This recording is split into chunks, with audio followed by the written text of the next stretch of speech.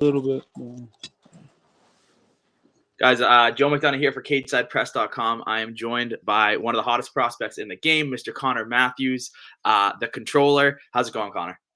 Going good, man. How you doing? I'm good. Always a great time to catch up and chat with you, especially when there's a fight coming up, CES66.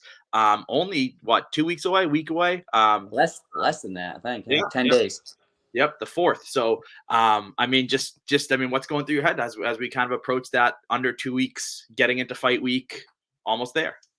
Man, I'm ready to go, man. I've been waiting to fight since July, since my last one. So I'm super excited. Ready to get in there and work. I put a really hard camp in. So I'm just ready to show people what I can do. And I look like I have a good challenge in this opponent, and I'm excited for that. Absolutely. And what I've heard from interviewing fighters, the toughest part is kind of right now, as the months have gone on, you've known about the fight, you're training, you're in camp. Now it's like, all right, sparring's dying down. You're kind of focusing on weight cut. It's just kind of like, all right, let's just get there. Let's just get the fight. 100%. Yeah. And talk to me about, your opponent, Chris Perez. What are you guys focusing on, or is it more just focusing on getting the best version of Connor Matthews on fight night? So we actually just got an opponent switch. So I'm fighting a guy named Keith Speed. Okay. But and I guess like always, man, I'm just worried about myself. You know what I mean? Like can't really worry about my opponents too much. I've had so many opponent changes in the past. So for me, it's like you don't want to get into depth, like worrying about who you're gonna fight. You just kind of work on the best things I can do to make myself prepared and ready to go on fight night. So I mean, that's it. Because that's like you said. I'm worried about getting my weight down, and I'm worried about putting those final touches, staying sharp, and just getting ready there to perform. Absolutely. And as you were saying, you kind of took the words out of my mouth. Is like at this level, there's so many changes and so many last minute replacements, and so many now. COVID is another factor. I mean, it's just so tough to focus on an opponent when really it's just kind of like almost you versus yourself. It doesn't matter who's going in there. Exactly. And just talk to me. I mean, obviously some big news. I don't know if it's been made official or what. I've said it on Twitter, but Joe Lauzon supposedly fighting Donald Cerrone down the road. But with everything, just to have kind of, training at Lauzon's, just Joe Lauzon in your corner, all of this stuff, just to have a guy like that kind of at your will in the sense of fight IQ, questions, answers, all of that stuff. It's got to be a special.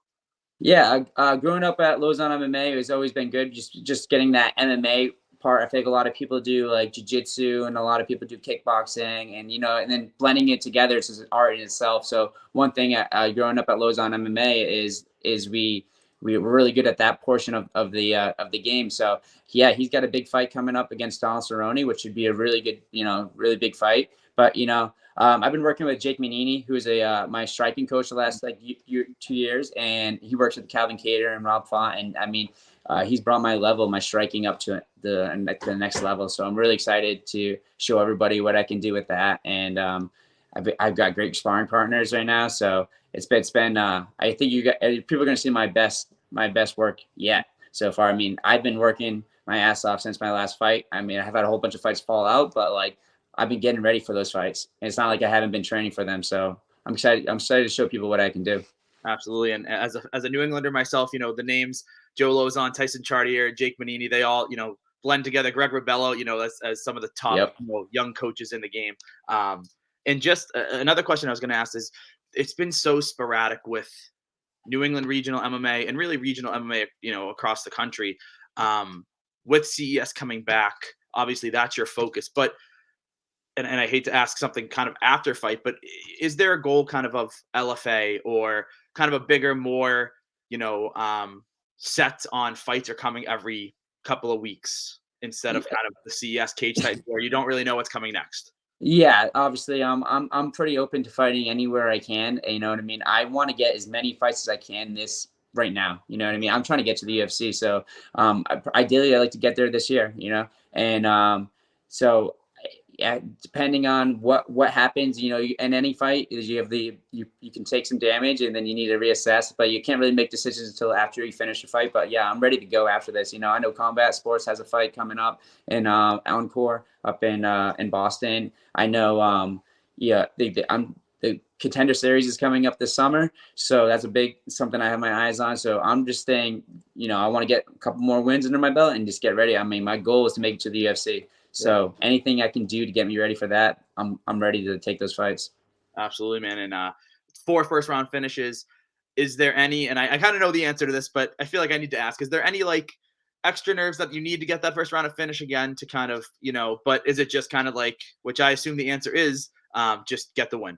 Yeah, just get the win, obviously. But no, I have no expectations out of anybody to knock somebody out in the first second. That's never my plan going into that. I mentally prepare for a battle for 3 rounds and fighting to the end and beating the person with skill and in all areas of the game. So no, not really concerned to me. I just want the win. If anything, I think it might be better for people to see what I can actually do. I think people see me real quickly, get knockouts and finish. But I mean, I have a lot of skills that people haven't been able to see yet. And I think once they see it, they're going to become fans of me and see like this guy can actually do some cool stuff out here. So yeah, I think it would be better if I get a little bit of a back and forth battle. And I think this guy's up to the challenge. He looks like a good fighter. He's on a win streak, and I think he's gonna be a good challenge for me. Absolutely, a chance to showcase all the skills we haven't seen because of the early finishes. Yep. Another thing that you do that I feel like doesn't get enough attention is you actually coach at Lauzon. So you're actually one of my best friends. You're his coach, James Sheehan. So yep.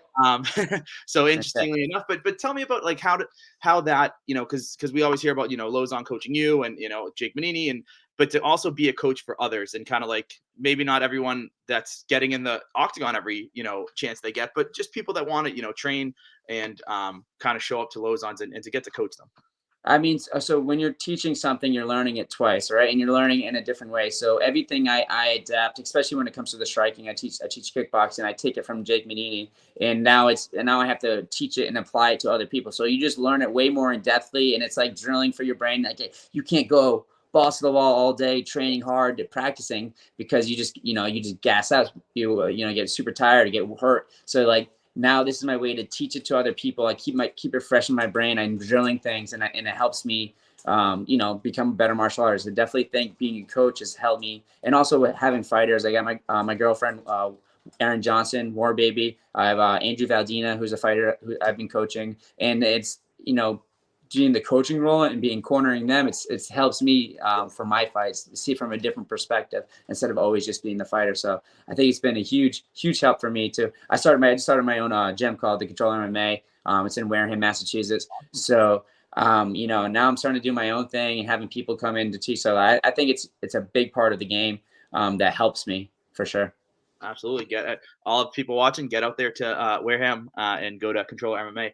I mean, what for you is the best part of fight week? I mean, obviously the easy answer is to actually fight, but is there anything you kind of like take in a little extra on fight week? Yeah, I get to eat food as much as I want the Friday before or the Thursday before. But no, I think the fight week is just you no matter what, you always get those nerves all week. You got to use that adrenaline to help you out, and you become more sharp. You always like every single time I get ready for a fight, it's just like because you can't maintain that level all the time. So when you're peaking and getting ready for a fight, it's just like you're so much more sharper, and it's just nice to feel that ability in me, and I just love it. I mean, it's a lot. It's a roller coaster. It's a lot of emotion. It's a lot of excitement. So I love fight week. Always do. Absolutely, Connor. And I thank you for the time. I look forward to watching on the 4th, and I look forward to what the future holds. You're one of, when people ask me, who's the next prospect and all this stuff, you're one of the names that comes to mind for me. And I look forward to what the future holds, man. I really appreciate that, man. Thank you for having me on your show.